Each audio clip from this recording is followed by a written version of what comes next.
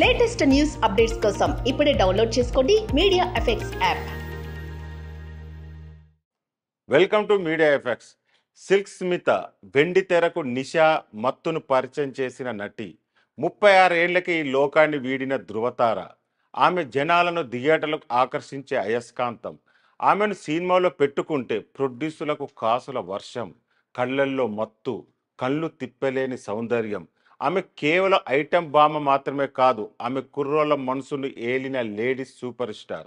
ఆమె ఒక్క పాటలో నర్తించిందని తెలిస్తే ఆ సినిమా బ్రేక్ ఈవెన్ అయిపోయినట్లే. తెలుగు తెరపై పేలిన బ్యూటీ బాంబ్ సిల్క్ స్మిత. 1.5 శతాబ్దం పైగా ప్రేక్షకులను ఉరుతలూగించిన సిల్క్ స్మిత అర్ధాంతరంగా తలువు చాలించింది. సిల్క్ స్మిత అసలు వడ్లపట్ట విజయలక్ష్మి. అసలు పేరు ఆంధ్రలోని ఏలూరు ప్రాంతానికి చెందిన అమ్మాయి. 1960 డిసెంబర్ 2న దెందులూరు మండలం కొవ్వాలిలో పుట్టిన సిల్క్ స్మిత 4వ తరగతి వరకే చదువుకుంది. 15 ఏళ్లకే ఆమె పెళ్లి చేశారు. అత్తింటి వేధింపులు భరించలేక ఆమె మద్రాసు పారిపోయింది. అక్కడ టచ్ అప్ ఆర్టిస్ట్గా కొన్నాళ్ళు పనిచేసింది. తర్వాత సినిమాల్లో చిన్న చిన్న రోల్స్ చేస్తున్న ఆమెను ఇనయా తేడి సినిమాతో Malayalam director Anthony Eastman heroine చేశాడు. ఆ తర్వాత ఆమె నటించిన తమిళ చిత్రం వండి చక్రం మంచి హిట్ అయింది.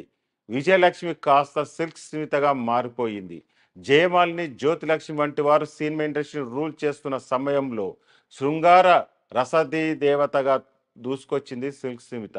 ఆ తర్వాత అందరూ టాప్ హీరోలతో ఆడి పాడింది. ఒకానొక సమయంలో హీరోలతో సమానమైన రెమ్యునేషన్ తీసుకుంది. సిల్క్ ఉందంటే చాలు ఎడ్ల బండి కట్టుకొని మరీ సినిమాలకు వెళ్ళేవారు యువకులు. సిల్క్ అందాన్ని ఆరాధించే భక్తులు పెరిగిపోయారు. ఏవి లేవు కాబట్టి సినిమా తారల ఆటోగ్రాఫ్ల కోసం అభిమానులు ఎగపడేవారు. అందుకు విభిన్నంగా ఒక కిల్లి తెచ్చుకొని ఆమెను కొరికి ఇమ్మని తమిళ్ ఫ్యాన్స్ బ్రతిమాలుకునేవారు. 1984లో ఒకసారి షూట్ బ్రేక్లో సిల్క్ స్మిత యాపిల్ తింటూ ఉండగా షాట్ రెడీ అని చెప్పి ఆమెను పిలిచారంట. సిల్క్ సగం తిన్న యాపిల్ అక్కడనే వదిలేసి వెళ్ళిపోయారంట.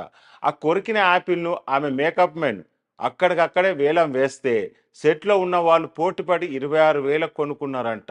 అప్పట్లో 26,000 అంట మాటల. అది సిల్క్ స్మితకున్న డిమాండ్.